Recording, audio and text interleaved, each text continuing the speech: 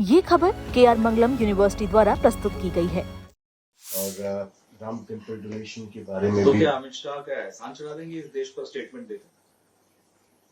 इस देश की आने वाली पीढ़ी के साथ जो हुआ या जो हो रहा है उस पे गृह मंत्री सदन में आकर बयान तक देना बहुत बड़ा काम समझते हैं, एहसान समझते हैं इस देश पर।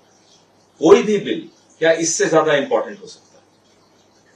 ये अजीब सी जिद और एक घमंड आ गया है इन लोगों में। चंदा चोरी हो या भविष्य चोरी हो जो नौजवानों की जा रही है, ये दोनों महत्वपूर्ण मुद्दे हैं। अगर आपको सदन चलाना है तो इस पर आकर बात कीजिए, बयान दीजिए सदन में। तो बात कर लेते हैं जिस तरीके से बाईपोल का रिजल्ट रहा। बांकीपुर दतिया में कांग्रेस और बांकीपुर में प्रशांत किशोर ने किया, कैसे देखते हैं? वहां प्रशांत जीते, यहाँ हमारी कांग्रेस जीती। एक चीज बहुत इसमें कॉमन है कि बीजेपी को दोनों जगह मात खानी पड़ी और खास तौर पे दोनों राज्यों में बीजेपी की सरकार है। एक तो राज्य ऐसा है, एक सीट ऐसी है जहां बीजेपी के अध्यक्ष की सीट है और कहते हैं कि वो गढ़ है। मध्य प्रदेश संघ का गढ़ माना जाता है। आपके सामने है कि आज क्या दौर चल रहा है, आज लोगों के मन में क्या है। मुझे लगता है ये एक तरह से नो कॉन्फिडेंस वोट लोगों ने बीजेपी, नरेंद्र मोदी और राष्ट्रीय स्वयंसेवक संघ पर दिया है। तो नवीन ने भी रिस्पॉन्ड किया, उन्होंने बोला है कि बड़ा अनएक्सपेक्टेड मैंडेट आया है, इंट्रोस्पेक्शन करेंगे। करें इंट्रोस्पेक्शन, तो उन्हें कई चीजों पे करनी चाहिए और उनके लिए अनएक्सपेक्टेड रहा होगा, देश यही एक्सपेक्ट कर रहा है।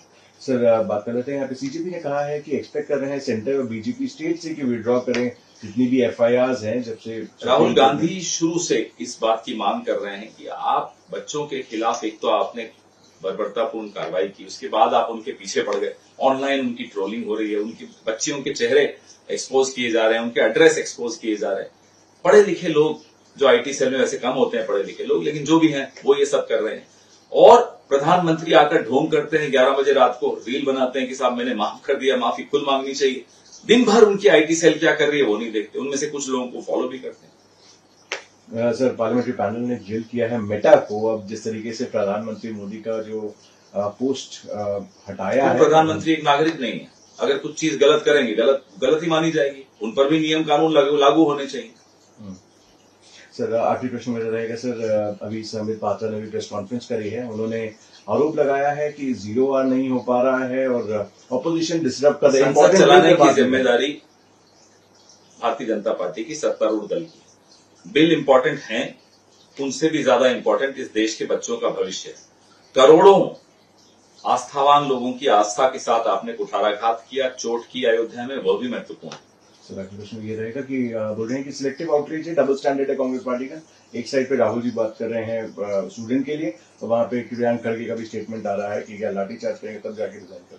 जिस तरीके से बीजेपी कह रही है कि सिलेक्टिव आउटरीच है। डांटना एक अलग चीज है, मारना अलग चीज है। डांटते हैं घर में अभिभावक अगर हम कुछ गलती करते हैं, लाठी लेके पीटना नहीं शुरू करते, पैलेट गन्स नहीं इस्तेमाल करते। ये सिलेक्टिव आउटरीच दिख रही है इनको। प्रधानमंत्री डांट दें, बच्चे डांट भी खा लेंगे। पैलेट गन्स चलाओगे, AK-47 चलाओगे और बेशर्मों की तरह फिर आकर बोलोगे सिलेक्टिव आउटरीच है।